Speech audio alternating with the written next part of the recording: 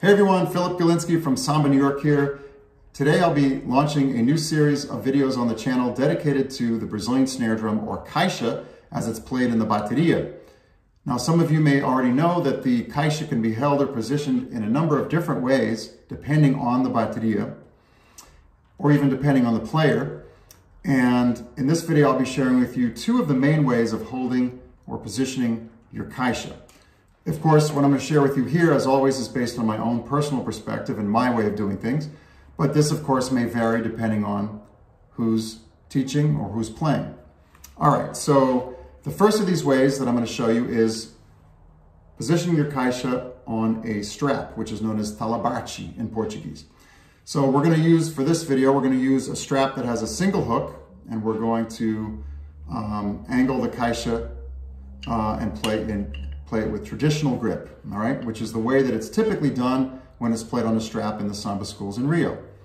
All right, so take your strap, and the part of the strap that has this little mechanism for raising and lowering the strap, put that on your dominant side. So I'm right-handed, so my dominant hand is my right hand, so I'm going to be putting that, on my right side here.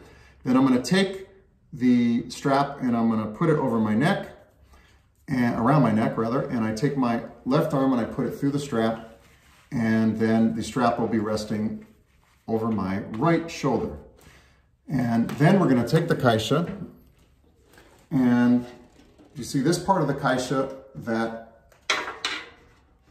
has this little triangle here that's got a little more, it's a little bulkier here than this side.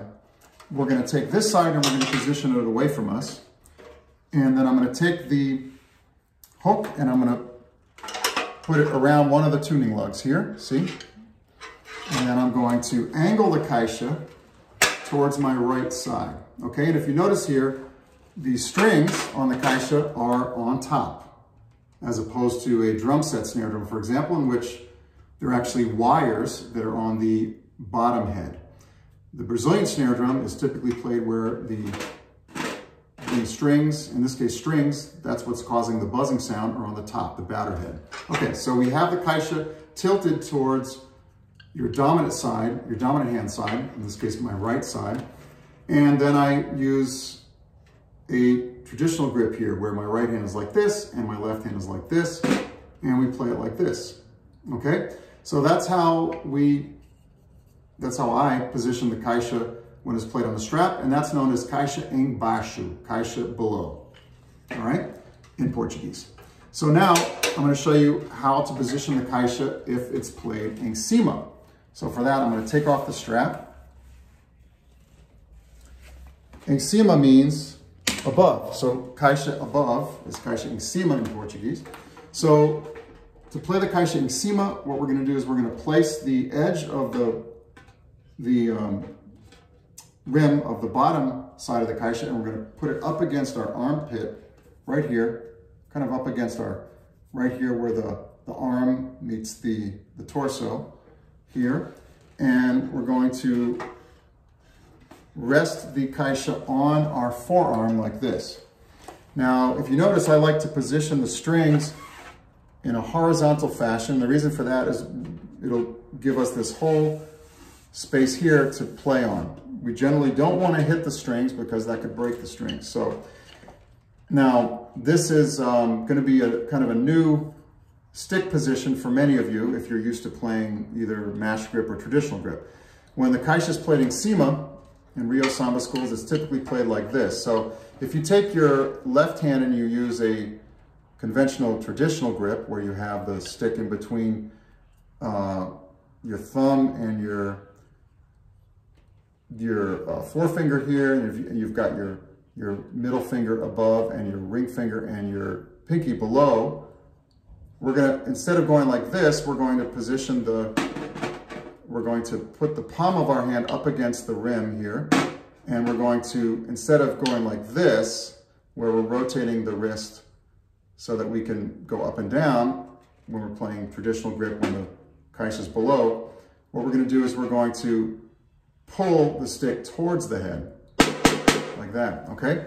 So that's what the left hand, or your non-dominant hand, is going to do. Generally, they'll use a shorter stick than, even a shorter stick than this, which is called kotoku or stub, right? And then the right stick could be a regular drumstick or just this one like this, which is, I'm just using hepaniki sticks.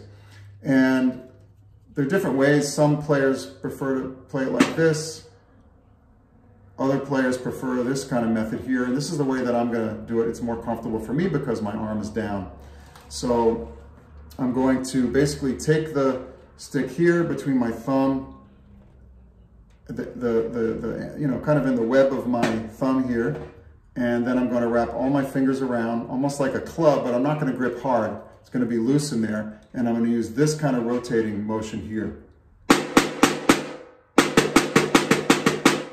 Okay, so that's basically how I'm going to be playing the Caixa em cima.